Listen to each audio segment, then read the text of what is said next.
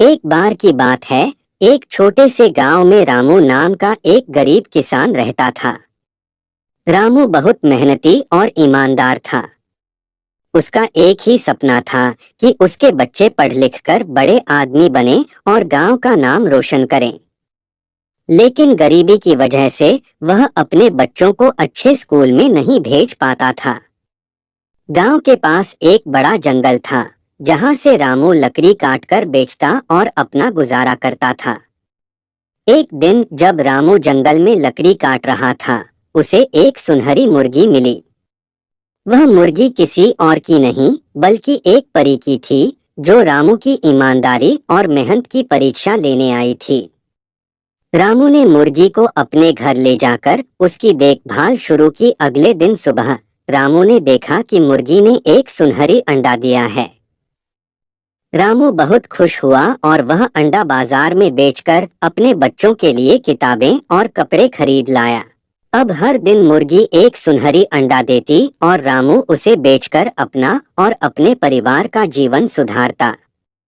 धीरे धीरे उसकी स्थिति बेहतर होने लगी। वह अपने बच्चों को अच्छे स्कूल में भेजने लगा और गांव में भी उसकी इज्जत बढ़ गई। लेकिन जैसे जैसे रामू अमीर होता गया, उसमें लालच भी बढ़ता गया।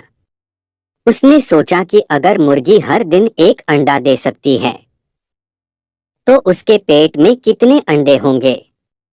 उसने मुर्गी को मारकर सारे अंडे एक ही बार में निकालने की योजना बनाई।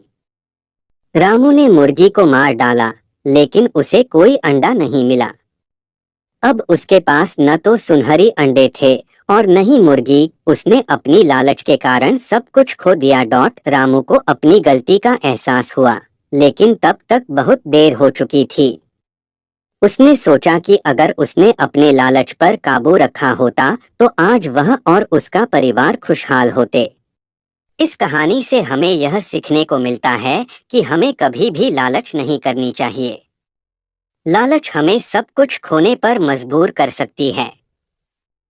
हमें मेहनत और ईमानदारी से ही अपने जीवन को सुधारने की कोशिश करनी चाहिए।